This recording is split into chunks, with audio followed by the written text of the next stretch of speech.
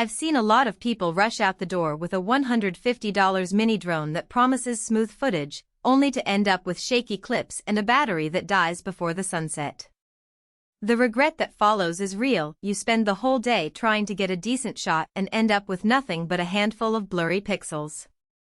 So the question is, does the HOVERair X1 PROMAX 8K action flying camera actually feel like a smarter buy, or is it just another flash-in-the-pan gadget? Link is in the description if you want to check the product details on Amazon. First off, the biggest hesitation most buyers have with a flying camera is the learning curve. You're not just buying a camera, you're buying a whole flight system that has to work intuitively while you're trying to capture something exciting. The X1 PROMAX tries to solve that by being totally hands-free and offering more than 10 automatic flight modes. In practice, that means you can point the controller at a subject, press a single button, and the drone will lock on, keep the subject in frame, and handle the navigation around obstacles with its rear active collision detection. I tested that on a weekend trail run and the unit stayed locked on a moving jogger even as they darted between trees, without me having to constantly tweak the gimbal. The promise of 8K at 30 frames per second is a headline that makes any creator sit up. In real-world lighting, though, you quickly discover that raw resolution is only part of the story. The X1 sensor does a decent job in bright daylight. The details on a rocky cliff face were crisp enough that when I downscaled the footage to 4K for editing, the image still looked clean. In low-light situations, such as a dusk surf session, the footage was still usable, but you can see a bit of noise creeping in around the edges. If you're a hobbyist who mainly shoots in golden hour light, the camera will serve you well. If you plan to shoot night scenes or indoor action, you might want to pair it with additional lighting or consider a drone with a larger sensor. Stabilization is where the X1 tries to differentiate itself.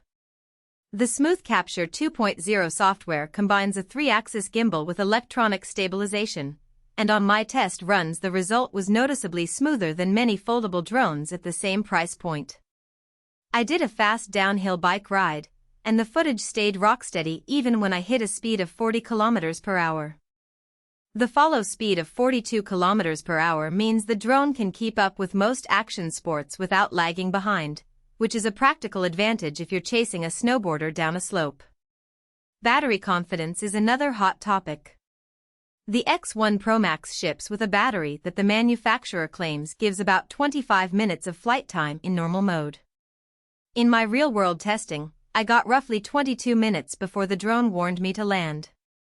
That's decent for a foldable unit, but you still need to factor in a spare battery if you're planning a full-day shoot. The charging dock is compact, and you can swap batteries in under a minute, which is helpful when you're on location. Now, let's talk about the user interface. Many drones suffer from menu labyrinths that force you to stare at a tiny screen while trying to fly. The X1's companion app is surprisingly clean. Most of the advanced settings are tucked away, and the main screen shows a clear live view with a simple follow button, a mode selector, and a battery indicator. I didn't feel any menu friction when I wanted to switch from orbit to cinematic path. A single tap did the trick. However, if you're used to more granular control, you might miss the ability to fine-tune parameters like exposure or gimbal stiffness directly from the controller. One of the practical strengths of this drone is the no FAA registration claim.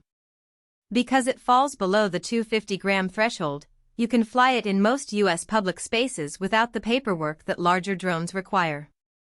That lowers the entry barrier for beginners who just want to capture action without worrying about legal hoops. It's also FCC certified, which means you won't run into interference problems in crowded Wi-Fi environments. On the flip side, the foldable design, while convenient for travel, adds a little wobble to the arms when the drone is in high-speed flight.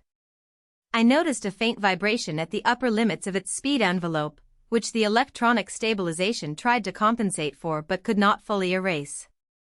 If you're a professional who needs rock-solid footage for broadcast, that might be a deal-breaker. Also, the camera's lens is fixed. There's no interchangeable lens ecosystem like you'd find on higher-end cinema drones.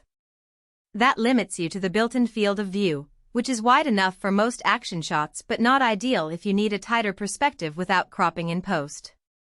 So who should consider buying the X1 PROMAX? If you're an enthusiast who loves mountain biking, surf, or any fast-moving sport and you want a single device that captures high-resolution footage without you having to pilot a separate camera.